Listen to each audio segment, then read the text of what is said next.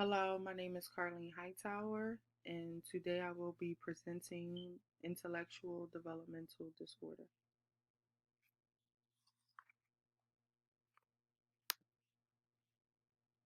Just to give a little background of this disorder, intellectual disability, also known as intellectual developmental disorder, IDD, occurs during the developmental stages in the child. Intellectual developmental disorder is characterized by defects in general mental abilities such as reasoning, problem solving, planning, abstract thinking, judgment, academic learning, and learning from experience. The three domains associated with IDD based on the severity levels are conceptual, social, and practical.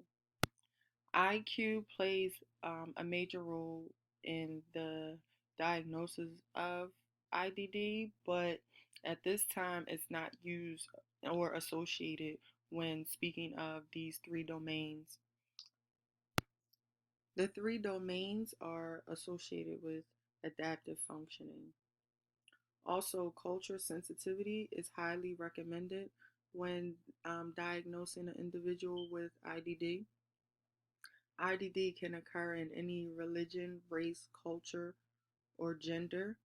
There's no discrimination, therefore, any child can develop IDD during the developmental stages. Overall, males are more likely than females to be diagnosed with both mild and severe forms of intellectual disability. Um, the average male to female ratio is 1.6 to 1, and the average male to ratio for severe is 1.2 to 1. Also, I wanted to touch bases on intellectual disability with co occurring mental disorders, which leaves an individual for risk of suicide. It's a possibility that they think about suicide, make suicide attempts, and they can potentially die from them. Therefore, screening for suicidal thoughts is essential in the assessment process. Next, I would like to share a video with you guys. And just to give you a little background about it and what I like most about the video is because the woman talked about being fearless. If you fear something today, keep faith in yourself, faith in what you believe, and you can be fearless.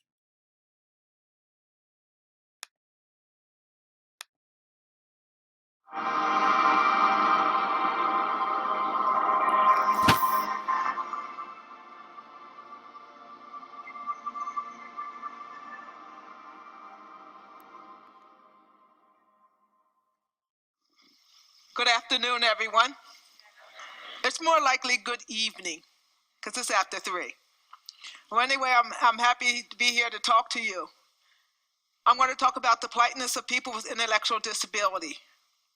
But before that, I'm going to talk about a little bit about my life. When my mother had me, I was born intellectually challenged. And we talk about fearlessness. Well, my mother, she didn't fear anything. She had 7 children. And of course, when I came, she was told, you know, this one you're going to have to institutionalize. It probably won't live that long. And of course, my mom read the spiel and she said, don't tell me what to do. Don't tell me what to do. I'll raise my children. Well, my mother had dreams and hopes just like every other mother. She wanted me to grow up like her other 6 siblings who were living, 2 deceased, and 1 adopted, which would have made 10 children. But she wanted me to grow up and go to school. And her dream was for me to graduate from high school. Like any other child, I had dreams. I wanted to be an athlete, I wanted to be a nurse, and I wanted to be a veterinarian. Well, 2 of my dreams I knew wasn't going to happen because of all the naysays that came around. You're not going to do this. You're not going to graduate from high school. You're in a segregated class. I was segregated outside on the playground. I heard a man talk about earlier about playgrounds for everyone, inclusionary playgrounds. Well, when it comes to a child who is intellectually challenged, there's not much of a playground for them but to be bullied and teased and be the teeter ball of everybody's joke. Well, as time went by, my mom's dreams were fulfilled. I graduated from high school, but I was still living a violent, angry life. I can remember going to the dentist with my sisters and brothers. And she took all 5 of us girls, and the dentist would look at 4 of them and said, "Oh yes, when you got to me, oh, we can't treat her. You need to take her to the clinic." Of course, my mom, being the broad person she was, she didn't take no slack from nobody. But of course, sometimes she fell. And there was a time when I was going to be institutionalized. The 2 schools that I was going to go to are now closed. And she was pro-adamant that her child is going to be educated in the same school system that her other 6 children who are living. You got a special education class here, you're going to educate my child. My mom was fearless, and you had to be fearless of her. You couldn't be fearless for her, because she was big. And when she talked, she was like E.F. Hutton. She didn't take no back slack from nobody. And when she said, "Be quiet, shut up," she meant it. She could pick you out of a crowd. Talk about being fearless. This woman was fearless. She was fearless in the community, and she was fearless for her 7 young children. Even though she had welfare, even though there wasn't much food. But she met what she met, and she met for her children to be their best. Of course, I'm living with anger, taking a lot of psychotropic drugs. It was coming time for me to branch out. I was going to a workshop when a man approached me and says, "You know, there's a program called Special Olympics." I didn't speak. And no, I didn't use sign language. And I remember him saying to me, "We want you to come out for this program." And of course, me and myself, mean, angry, all I looked like was like this. I could care less, because I know it was a bread and a joke. I got into Special Olympics, a free program. Of course, it offered sports and training competition. At the time they used this word. This word is not to be used now for the retarded. Now we use terms like people who have intellectual disabilities. When I first got into Special Olympics, it was 1 day. Now it's all year. 180 countries. It's providing more than sport. It's providing something that I was denied, health care. Just a month ago, I was up at the Clinton Global Initiative to speak about people being denied health care who have intellectual disability. Of course, people come to the platform with about people, how they're treated. There's not enough food, clean water. You know the logistics of what people came, but for the first time, somebody with an intellectual disability was able to get up and speak to the world about people who have the needs and the disparity of health care for people with intellectual disability. Wise up, folks. It's happening here in the US of A, that people are still being denied. And when I think about being fearless, today, when I get out there and fight, I'm fearless. I didn't think I was able to get back. I was told that what I wasn't going to be. There was supposed to be a gentleman here today, Mr. Tim Shriver, was supposed to speak on fearlessness, and he says, "I'm not the person to speak. Loretta, you are." And I never thought I could be fearless. Yes, I do fear still today. I do fear the future, because I know right in this country, healthcare for the regular population, how we are challenging to get decent health care. So, yes, I am growing older, and I do have fears, just like everyone else, about how I'm going to be treated and how people with intellectual disabilities around this country and around the world is going to be treated. Because if we don't have good health care, we have nothing. You can have all you want in this world. You can have the best of food, but if you don't have good health and care for yourself, we don't have humanity. And now when I look at Special Olympics, I always think back. Why would somebody like Miss Eunice Kennedy Shriver, who came from a prominent family, think about somebody who was intellectually challenged?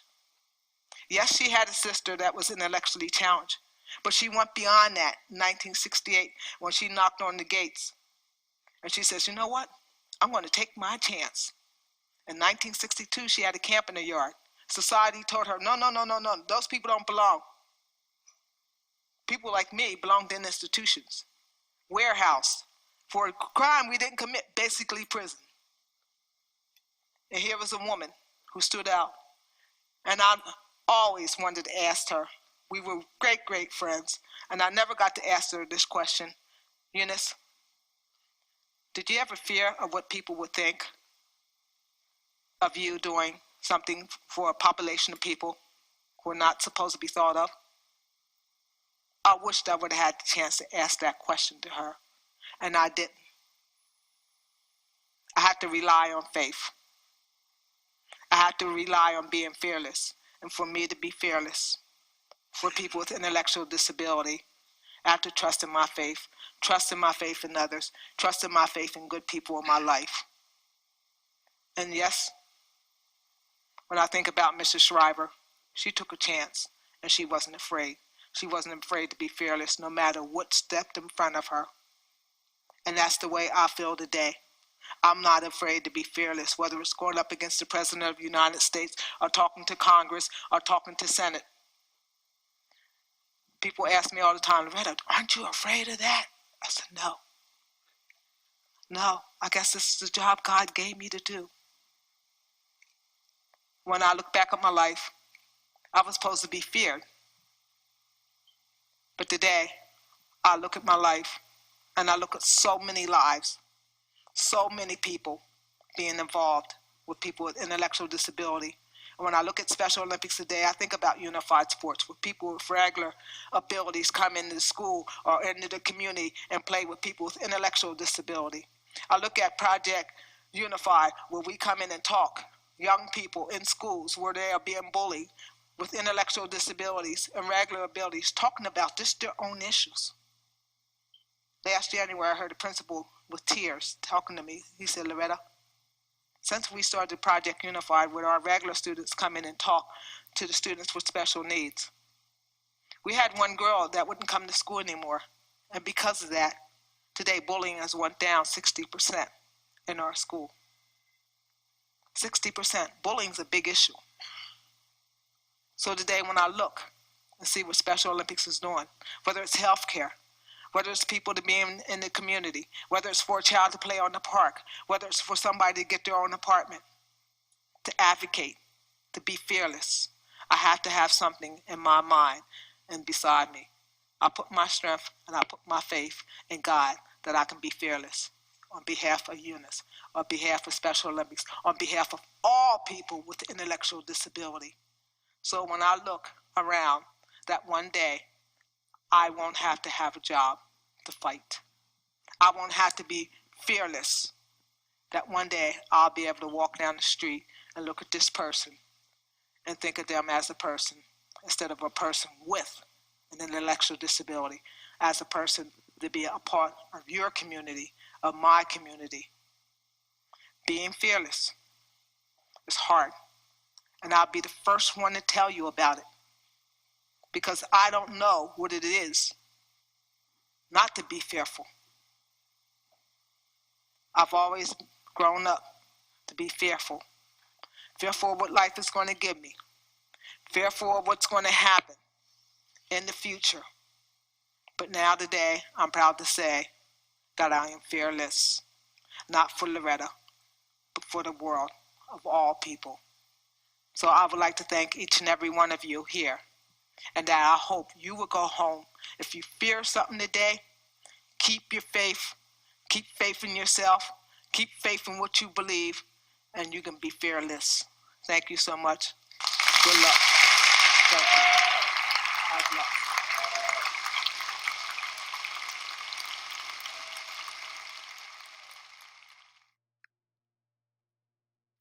I hope you guys really enjoyed that video as much as I did. And thanks for your time.